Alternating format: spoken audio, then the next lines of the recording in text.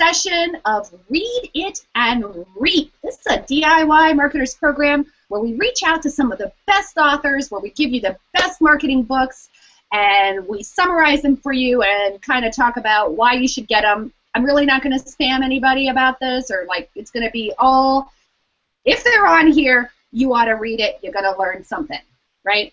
I do want to mention that this particular hangout is sponsored by our friends at Canon, who have just launched a new printer. I saw it in New York this week. It was amazing. There's a whole lot more coming on to that. Definitely want to let you guys know that please, in your comments, please leave comments with the hashtag yours to make. That's YOURSTOMAKE, yours to make. And the reason I want you to do that is because the more you participate, leave comments, and engage with us, the more likely you are to win a fabulous printer package that's going to be given away in October. So please participate, share with your friends. You can be on the stream, you can be off the stream, but as long as you're sharing with yours to make, you're in a running. All right, so let me get right down to it. We are here with my friend Phil Bowyer, and he's brought some friends of his. Hi, Phil. Introduce yourself and introduce your crew. Hey, thanks for having me on. This is going to be a blast. I can't wait for this. Yeah, I kidnapped a couple of my good friends to come and join me. A couple friends that reading the book, actually. We've got my good friend Jess Duell, who is one of the founders of Infusion Principle, a brand new company that's kicking some ass, and yeah, that's just a great, great company. So, hey, Jess. Good morning, good day, because I know everybody's in a different time zone. Tea with monkeys today. I don't know if that's relevant to what we're going to be talking about or not, but they're monkeys. Glad to be here this morning with you, Phil, and Ivana, and Kitty. And we've got Kitty, one of my actually favorite authors, second only to my wife. So, yeah, she's just amazing. In fact, giving my book to her was kind of nerve-wracking because her writing is so awesome. So, welcome, Kitty. Thanks for coming on and joining me. Let me kidnap you. Yeah, that was a good introduction. You did. But to me, Kitty, I want to know. I know you're in Chicago. What do you tell us about your book, real quick? Oh, I'm not writing a book per se. I'm just starting out in my career, but I enjoy writing. I mean, I've been seduced by words forever, and so it gives me great pleasure to be supporting Phil in his endeavor. And I loved the book, Phil. It was amazing, and we're going to be talking more about it. But you have such a different way of looking at things, different perspective. It makes you question everything you do, and I think that's the greatest point about this book, is that he did color outside the lines. So I think it was a brilliant title. So thank you so much for having me here, Ivana, and Jess, you know I love you. Mwah, mwah, mwah. Anytime I get to spend time with beautiful ladies and Phil, it's a win for me. So Jess actually had a really big launch of Infusion Principle. So talk a little bit about that, Jess, for those of us or the folks who may not be aware. Absolutely. So Infusion Principle is all about the fact that we each have more knowledge than we really think we do. And so we wrote a manifesto called You've Got This. And in the You've Got This manifesto, everybody will find something that they like. We also chose a very unique tagline, which is actually a formula. 2 + 3 = par. And the idea is it's supposed to be a little edgy, and it's supposed to make you think a little, because we're not something that you can get right away, because we're part of that knowledge that you already have, and we're cultivating it in a new and different way for self-empowerment, self-confidence, for ultimate success moving forward in whatever we do as individuals, in our careers, as team leaders, working for other people, running a business, leading other people, you name it. So it's different things to different people. I love that. It's really interesting, and that's one thing that really grabs people and gets you to kind of think about to get into it. So let's really start here with Phil. Phil, I have a big question for you, because you're out there being like Mr. Rule Breaker, and the first thing that occurred to me as soon as I saw the book is it kind of struck me as a book with a lot of how-tos, about how to be a rule breaker? What the hell? Say more. The book is really about saying no to conformity. It's really about, you know, I kind of made a mistake when I branded myself with this break rules, to be honest, because I kind of said, well, you can't follow any checklists and you can't do this or you can't do that. The truth is, checklists are very valuable, but they have to be your own. They have to be your own checklist. You can't copy someone else's. You have to make your own rule book, you know. So that's what I've kind of switched to clarify kind of what I mean by break rules and don't follow checklists, is you have to really make your own. So the book is really about helping you do that. It's about helping you create your own rule book. So yes, there are how-tos in there, and I do kind of walk you through a series of steps on doing certain things, but the end goal is not to do it my way, but it's to do it your way. It's to find what your strengths and weaknesses are and build upon those. Find your passion, not my passion, but your passion, and build upon that. That's what I love about the book, because as you guys know, actually, when I was in New York, a lot of people, they came up to me because the first thing I kept repeating is I always say that marketing isn't about what you do, it's about who you are. And we kind of had that conversation in the stream, in the event stream recently. And I think that's what I really like. So, Kitty, why don't you jump in and say sort of like, where are you at in terms of your career, your job, your writing? Why did you pick up the book other than Phil is your friend? And sort of, what did you think about it before you ever got into it?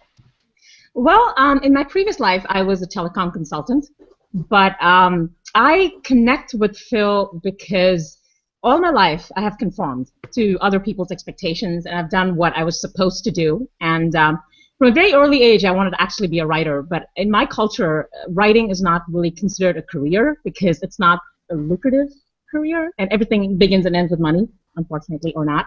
But so you either become a doctor or you become an engineer. Those are only two careers that are encouraged for children in my country.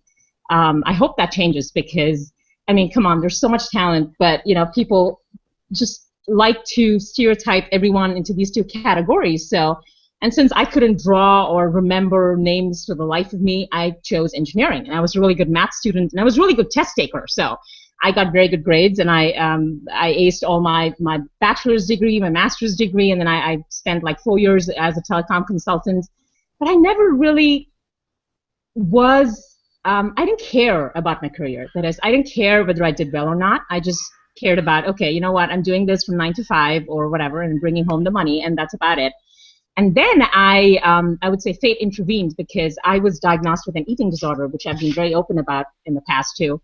And that kind of, I wouldn't say it's a blessing in disguise because I don't think any disorder is a blessing in disguise, but it certainly taught me a lot about life. And it taught me that, you know, fear of failure is perhaps your worst nemesis, and you should never take life for granted because you're given this one life, and if you don't lead it the way you want to lead it, what's the point of living? I mean, you don't just exist, you have to live. And for me, I thought about what I want to do, and I went back to words. I was like, that's the only thing that drew me forever in my life. And so I started, you know, I came on Google+. I'm also, sorry, Phil, but I'm on Facebook, and I went on all social media platforms, and I started looking at how people, I would say observing, that's what Eva calls it, observing, and then I formed amazing connections, and now I'm kind of helping out, you know, wonderful people like Jess and Jason Weiser on Google+, and a couple of people on Facebook with their blogging and transcription needs. So I'm kind of creating my resume right now, you could say, and that's one of the reasons I knew I had to pick up Phil's book, because I knew he would say something different. I knew he would make me think, and even after while I was reading the book, I knew I had to do the work, you know, every exercise. I've not done any of the exercises yet, Phil, but I just had to finish the book. You know, I was just so eager to know what he's going to say. So I was like, okay, let me just read it once, and then I'll go back to it, and I'll do everything he asks me to do. And even when I was reading it, he made me stop and think. I mean, every single, be it how he defines passion, be it how he defines success, be it how he defines failure. I mean, everything spoke to me and made me think. And I think it's just an amazing endeavor, and I really hope this book catches on, because it's going to make a tremendous difference to people's lives.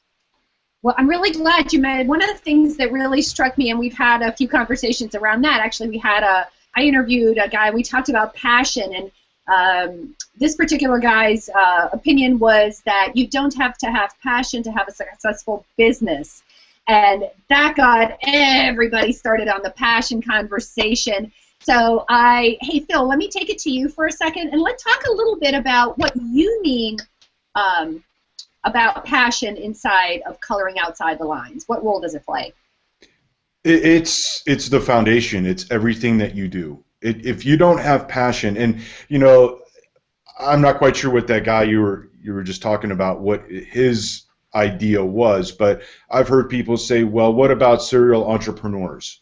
And I would argue their passion is starting businesses that can be sold. Exactly. That's their passion. They may not have a passion for whatever that is, selling cars per se, but they started a dealership that sold, or whatever it is. So that's their passion, is starting businesses. And I, you know, in the book I talk about how, you know, a lot of people say we have to chase after our passion, we have to chase our dreams. I think we need to be living our dream. We have to be living our passion. We should start with that. That's your starting point. Start with passion and let that take you where you need to go. So it sounds like there's a misunderstanding, really, in terms of what passion is. I think people had it like, if you're passionate about art, you should have an art business. Well, if you're a crappy artist, you ain't gonna make any money. So that doesn't exactly work. Hey, Jess, your new venture is a whole lot about passion. What did this section mean to you? And actually what you just said, though, if I am a very poor artist, Phil has seen my drawings, and what I would say to that is, if I loved art and I'm a poor artist, there are a lot of other businesses to support artists.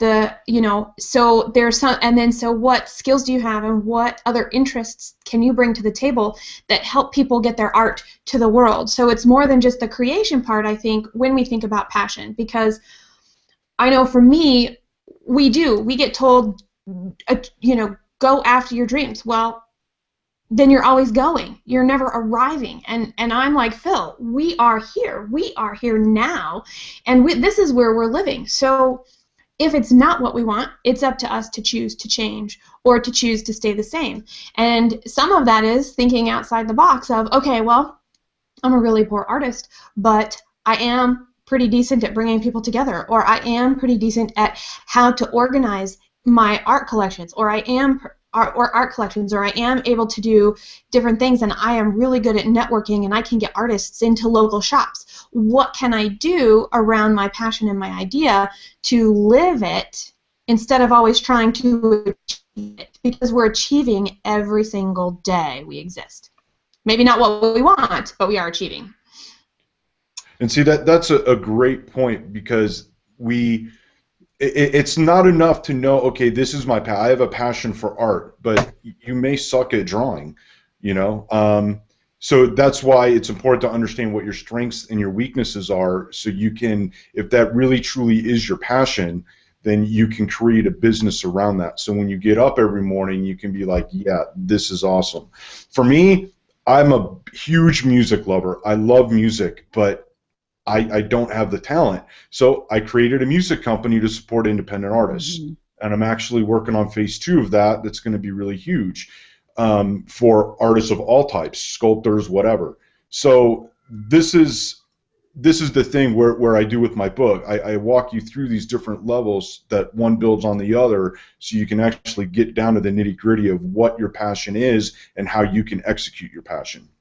So Phil, talk a little bit about the defining moment that had you realize that you had these experiences, and I really love your story. And I think that's one of the things, when people go out and buy books, one of my peeves is, they're going out and buying books from these like big CEOs, or they're out reading Forbes or Entrepreneur. Not that there's anything wrong with that. Don't get me wrong. It's all good. I think the concern I have with a lot of things is that we're living some aspiration, like, oh, I wish I could be just like this person. And what I get excited about is when I find an individual or that's more like me, that's lived something, okay, not my life, but something most of us are living, right? Mm-hmm. So talk a little bit about your background and how that fed into this process that you've come up with around breaking rules, finding your passion, and so on and so forth. And then we'll talk a little bit about that process. Okay, how far back do you want to go in the background? You know, we don't have like so much time, so like whatever. Well, I was born a baby just outside of Chicago in 1970. You know, my first job, you could say, was a firefighter, and that was when I was 14 years old. And I was a firefighter for about 10 years before I started getting into being an entrepreneur and that sort of thing. And I fumbled along the way. I tried all kinds of different things. I've had, I don't know what business this is I'm on, you know, probably the 10th business, because I was thinking more, I need to start a business, not, okay, what is my passion? What do I want to do? You know, and, you know, being in the fire service, it's a paramilitary organization. There's rules. There's a chain of command. It's, you know, it's very rigid to a certain extent. On the flip side of that, which is very contradictory almost, is that you are kind of put in situations where you have to break the rules, where you have to look at this situation is this situation, and I have to deal with it, you know, as it is, not how a rule book says I need to do it. So there's a lot of both. And anyway, to make a long story short, you know, after a series of coming up with great business ideas, you know, which all failed, it wasn't until I started diving into what I really wanted to do, my passion, that I started having success. You know, I mentioned my music company. That was the first real business I started that I had a passion for. You know, one of my first, well, my second or third business was right around 93, 94 when the web started coming up. I created a web design and hosting company. That was kind of a passion, but not really. It was just something cool that I got into, more of an infatuation than a passion. So now I'm doing stuff that I love to do. I love to help people. You know, so go back to my days as a firefighter. That was actually one of my passions, and now I'm kind of helping people just in a different way. I got it. I want to read some of the comments. I'm hearing, I thought I turned applause off. It turns out like it's on or something, and now people can't see the comments. So Rhonda's here, Rhonda Wall, and she says, passion is what gets you out of bed in the morning. Mm-hmm. And I would love to hear a little bit more from, let's see, which one do I want? Who wants to speak up, Jess or Kitty? Talk a little bit about what you learned from the passion exercise.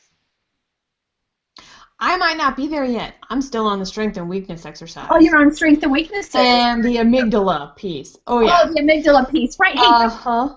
So let's talk a little bit about that. Let's kind of give people a really good flavor for the entire book. So, Jess, go ahead and talk about this amygdala piece.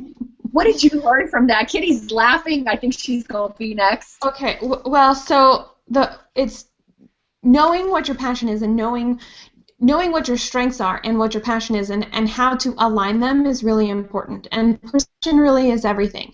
So if we think we're really good at something, but other people think we're good at something different, and we take a personality test and we're told something even more completely different than the first two pieces, what do we do?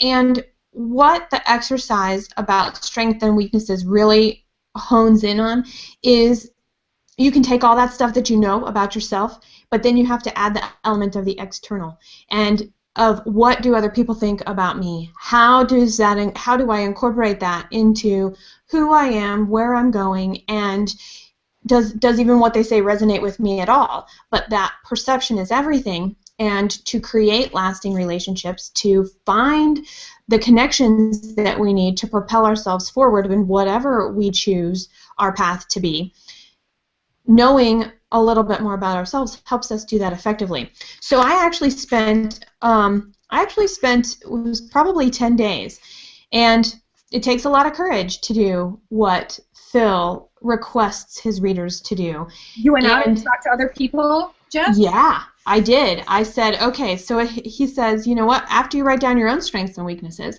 go ask 5 people to do the same thing and get some from you. Now, he does suggest you do this in person, which I kind of agree with. Everybody that I did this with was online, but we did it via video chat because that personal connection and the ability to have that dialogue and to be able to give the gift and to receive the gift, and both of those things really, it took a lot of bravery.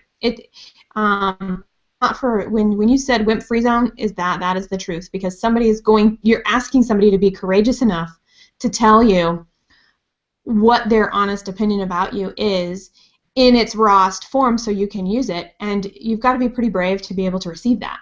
And a question about that. How did you go about choosing these people? Because I could see, being a WIMP myself, I could choose all the people who totally love me. Right. Were you brave enough to choose someone maybe that didn't know you as well, or maybe that you had some conflict with? Yes and yes. And almost every single person that I chose, I have known less than 2 years. So, and I did choose a couple of people that I've known longer than that. The idea being is the people who know me longer are going to have a bigger, broader sense, but the people I have known less time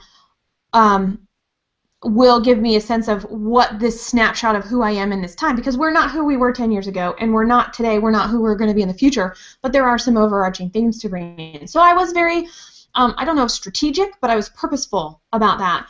I also chose people that I admire and that I love and that I knew, because I asked them to do this very personal thing, would give me the thoughtful responses, the good, the bad, the pretty, the ugly, whatever it was to them. And what I received was really pretty amazing, Ivana.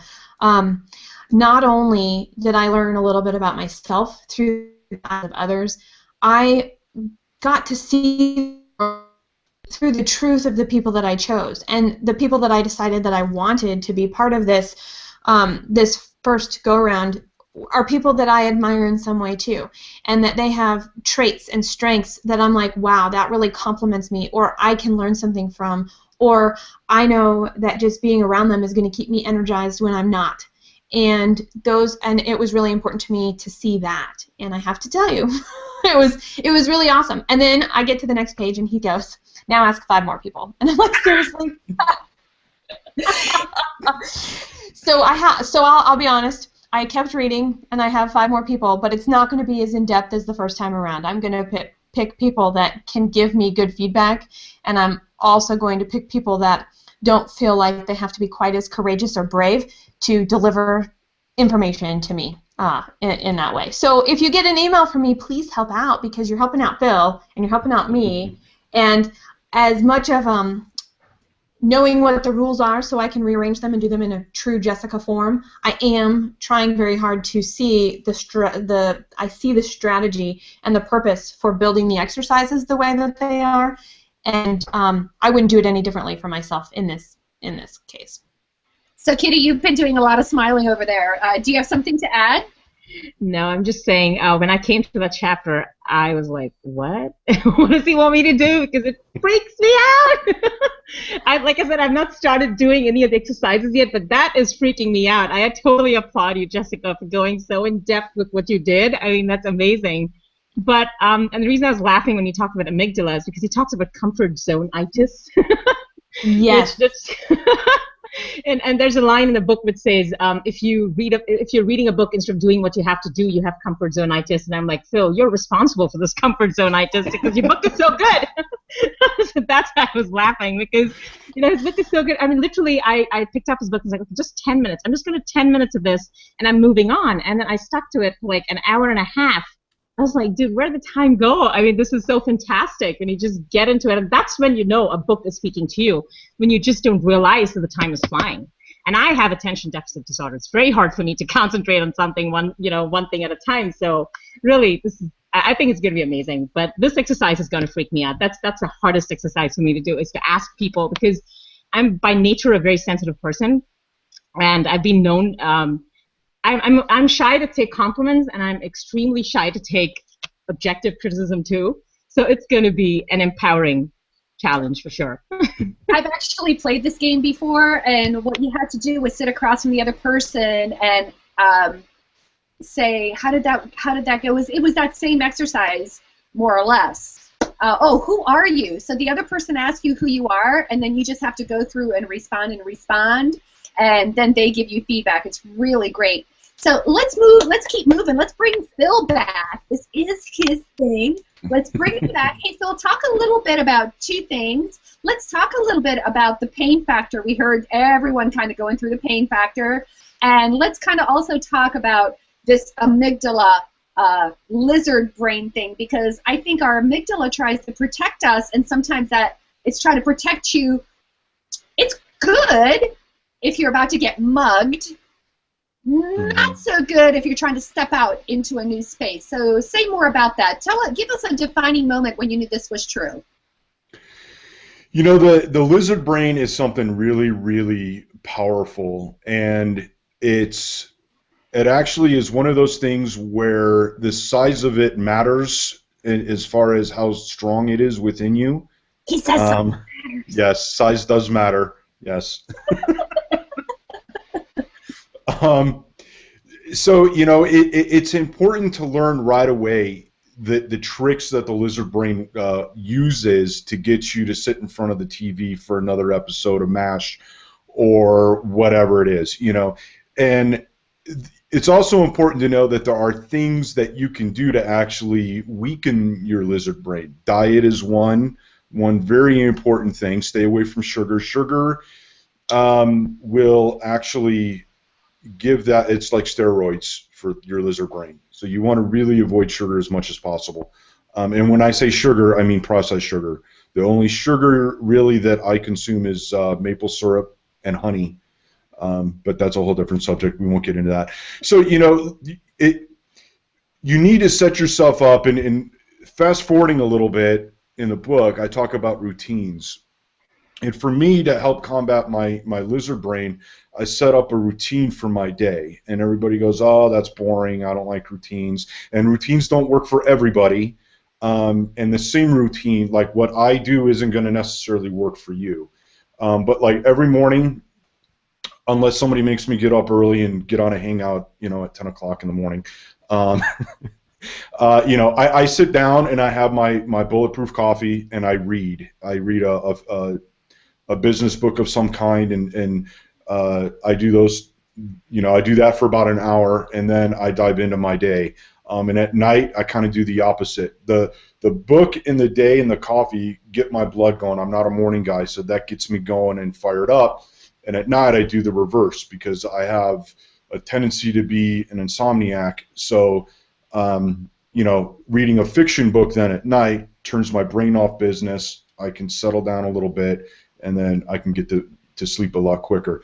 So, and that was something I didn't do before. I would go from sitting in front of the computer, and at 1, 2 in the morning, I would try to go straight to bed. Well, my mind is still going, and that's my weakness. So it's once I understood that that was a weakness of mine, that my brain was overactive, I learned how to control it so I could go to bed and actually sleep so I could be ready for the next day and not let my lizard brain take over, because, again, sleep is another thing that affects your lizard brain.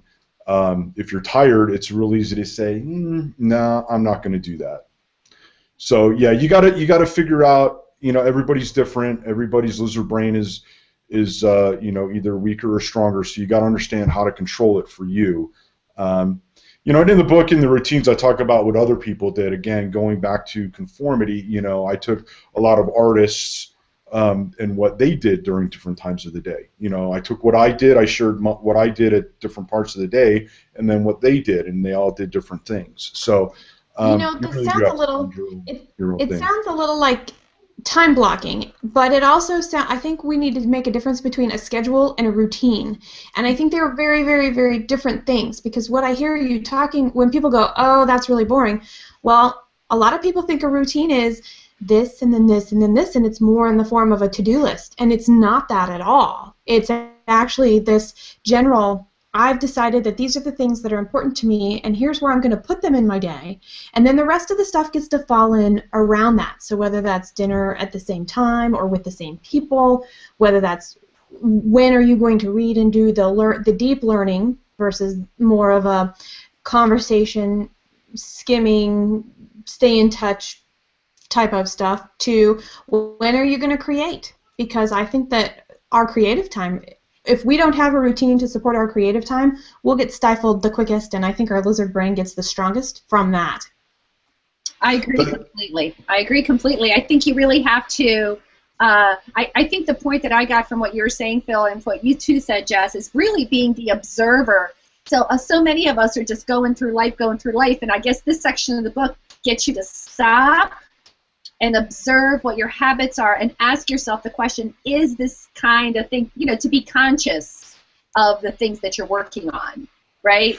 So, right. We all have a certain time of day that we're at our best, right? And we need, and that's where the routine comes in there. In what Jess was saying, it sets us up to be at our best when we need to be at our best. So if you start to fade at 3 or 4 o'clock in the afternoon, that's not a good time to do your creative stuff or do whatever it is that you do to build your business, because that's when your lizard brain is going to go, no, go out drinking, go to happy hour, right? So you want to do that in the morning. Like for me, I'm not at my best in the morning, so I don't do my creative stuff in the morning. I do that later on in the day. My wife, on the other hand, she gets up ungodly early at it's still dark outside, and that's when she does her creative stuff. Yep. Right? Yep. So she sets herself up to do things when she's at her best. So that way the resulting thing of what she does is awesome, and it's incredible, and it also sets the tone for the day too. For me, reading in the morning sets the tone for the rest of the day. So that's why I think routines are really important, and not everybody does them, and that's cool. You got to find your own rhythm and your own whatever you want to call it to get you through the day, so you're at your best when you need to be at your best, and you keep that lizard brain 10 steps back where it belongs. I hear you, and so I think we were even kind of now talking a little bit around the difference between being busy and productive, which is another section in the book. So I know that you've also talked a little bit about procrastination and those kinds of things. What else do you address in those sections? Procrastination is part of the lizard brain. It kind of, I'll do that later. And that's just because, again, you haven't set your day up so you're at your best when you need to be, right? Let's see, comfort zones. What was the other thing you just mentioned? You also talked about success, being busy, being productive. Busy versus productive. Yeah, I love this topic, because we all think that if we're busy, we're moving ahead, we're moving forward. And I liken busy as in homework. I am anti-homework for kids, because I don't think it actually teaches them anything, and that this gets into a whole education discussion. But busy work does not move you forward. It makes you busy. It keeps you occupied. And being occupied doesn't move you forward, right? Being productive is actually saying, okay, I need to do X, Y, and Z. That's actually, once you complete X, Y, and Z, that's what moves you forward. That's actually what brings on success, is being productive. And granted, there's busy work we have to do. We have to, do the books for accounting, or we don't. We can contract that out, But there are things that are busy work that we do need to do as entrepreneurs, but that doesn't occupy every workday or consume all the workday. We need to. Jess kind of said this: block out time. We're both fans of, Jess and I are, of the One Thing book, and that book says, give yourself time to work on your passion, to work on your one thing. And I love that, because that's productive. That's what moves you forward. So there's a real big difference. If someone says, oh, I'm so busy, okay, what are you doing? What are you working on? We're so busy are you on Facebook, yeah. right? Oh, go ahead. Oh, I was just going to say, if busy is not a word in my vocabulary, if somebody catches me saying busy, or I catch myself saying busy, my first thing is to look at the calendar and find out what comes out. That is, I know I'm in a comfortable chair. We call them comfortable chairs, not comfortitis, or our comfort zones. If I find myself saying I'm busy, I'm in a comfortable chair somewhere. And so that was something I'm like, ooh, I got to eradicate that. So when somebody goes, oh, you're so busy, I'm like, well, I choose to have a full schedule, right? I'm honestly saying, and if I'm like, oh, I'm weighed down, somebody goes, are you busy? And I have to think about it. And if I say yes, out comes the calendar, stuff has to go. But if not, it's a way to check in. So there might be tricks like that we all have that we don't know, that we can find our comfortable chair and make sure we don't get sucked into busy. Yeah, it reminds me.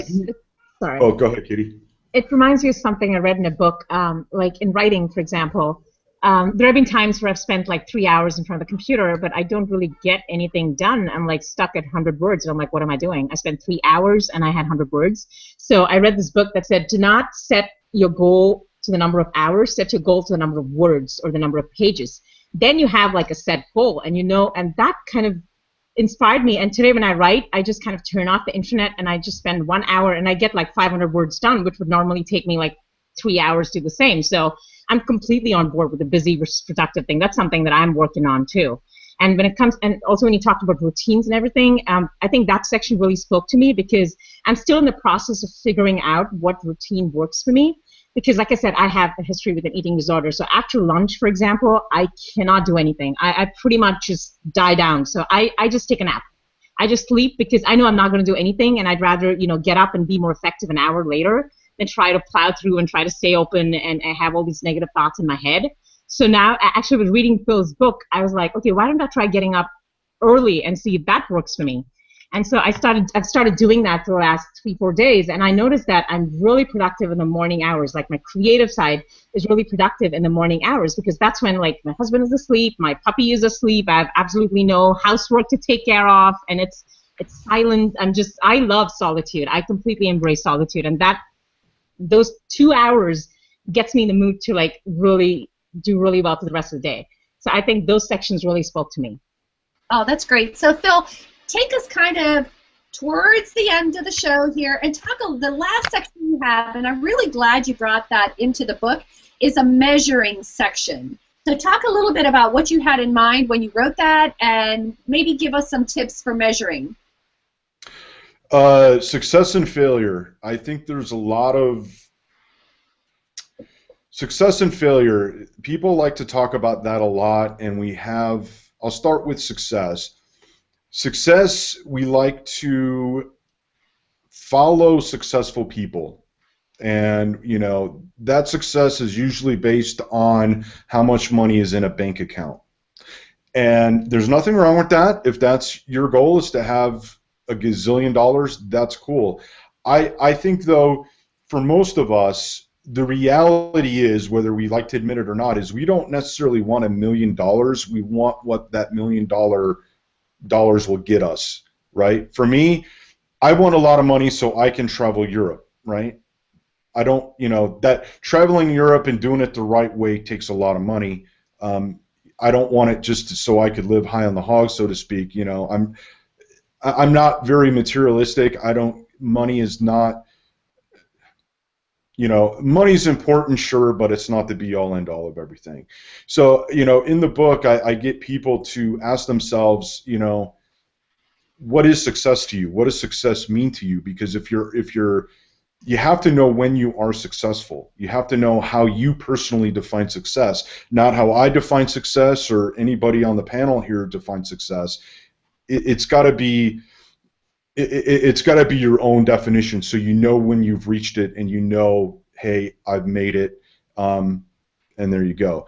And that's kind of an important thing. Another kind of theme in the book is we're told as entrepreneurs a lot of times to look to external sources to do business, right? Look to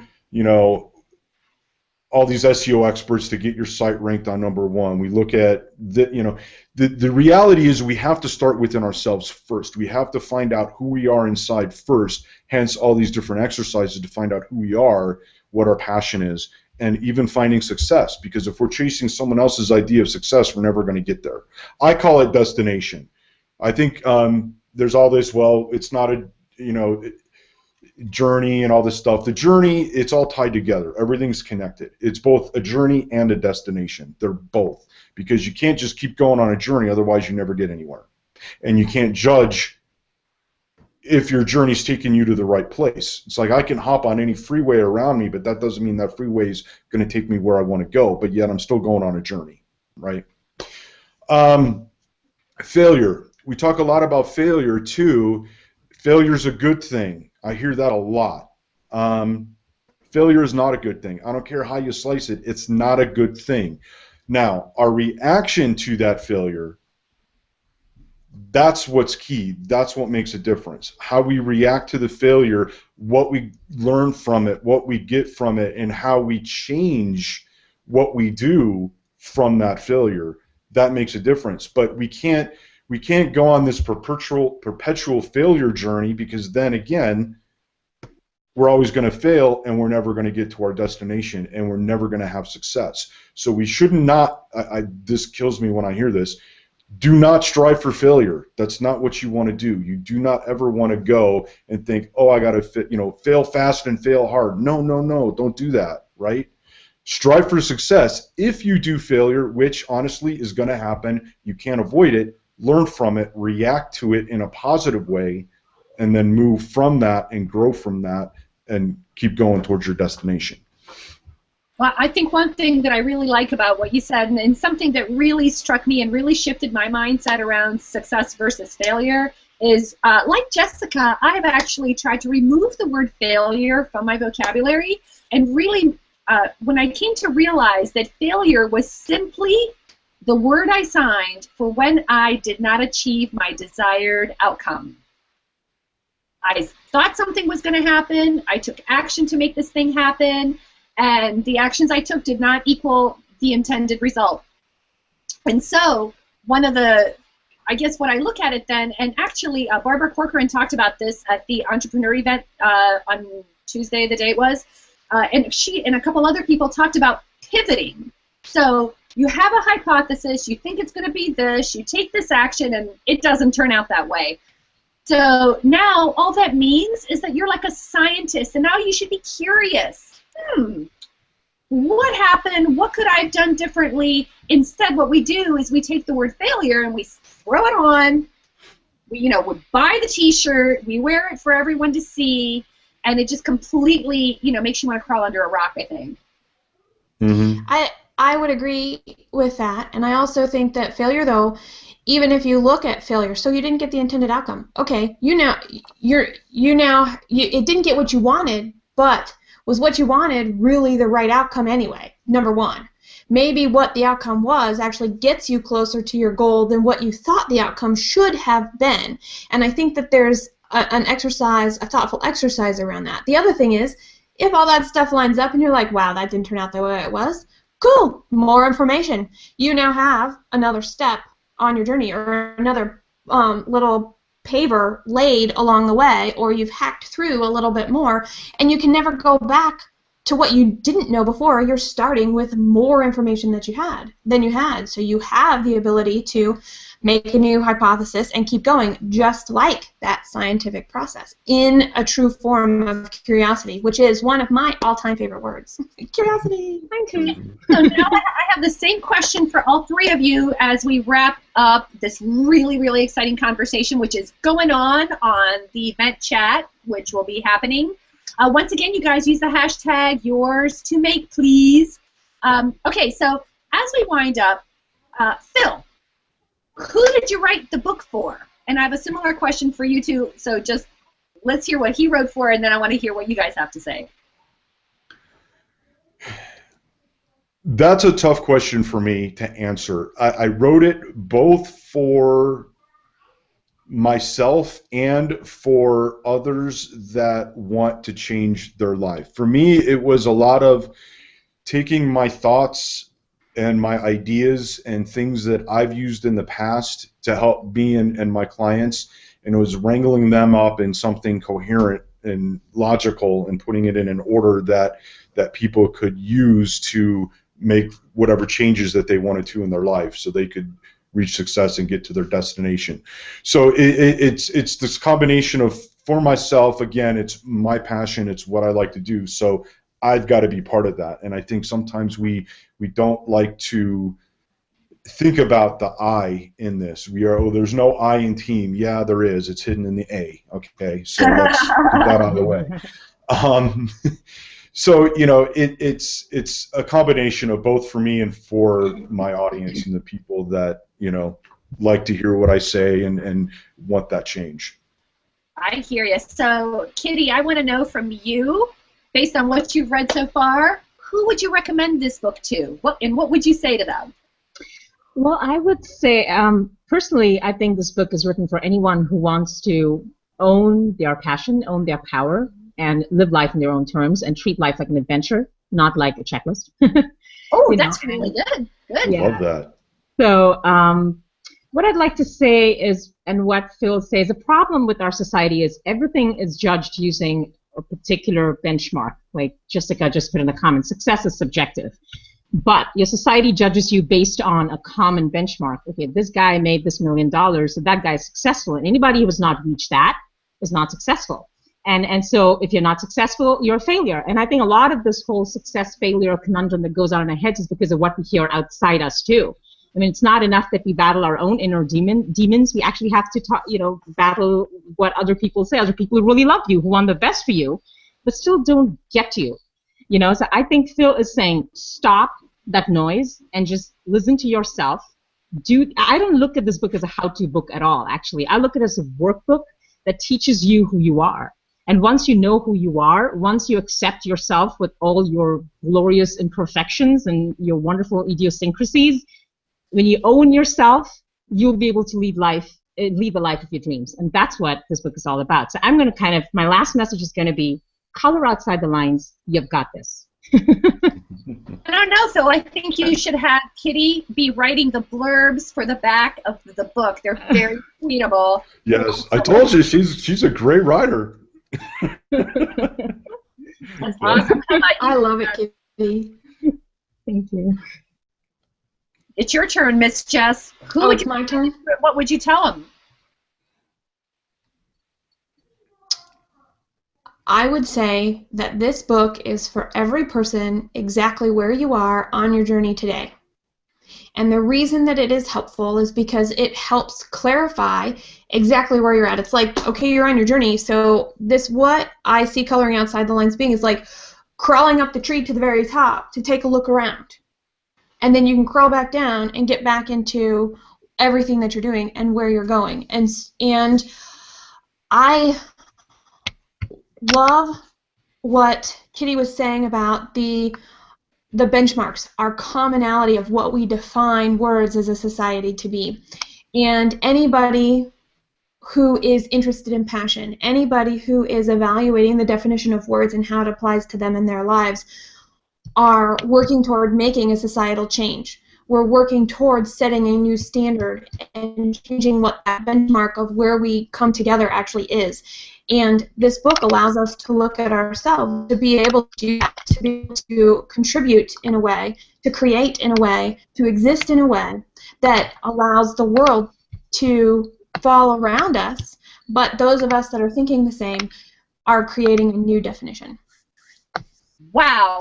Wow, Phil. Is your head getting big? How big is your head, Phil? I know. It's crazy. But now you know why I picked these two great ladies to come on with me, right? So, tell us That's my strength, surrounding myself with awesome people. There you go. So where do we get this book? I've got people on the chat saying Cheryl Deuce is like, how do I get this book? I can't wait for it to come out. So it is out, isn't it? It is out. Yes. It came out on the 16th. It's on Amazon, Kobo, and Barnes & Noble. If you go to philbowyer.com/books, it's right there at the top. There's links to Amazon and all those places, so you can get it. There you go. I'm going to try to write that in there. And James it is available worldwide. Any country you're in, you should be able to get it as long as one of those 3 places will sell to you. So. Go ahead, Kitty. She's going to read some comments. No, I said James Worth has a man crush on Phil Bowyer. I just read that.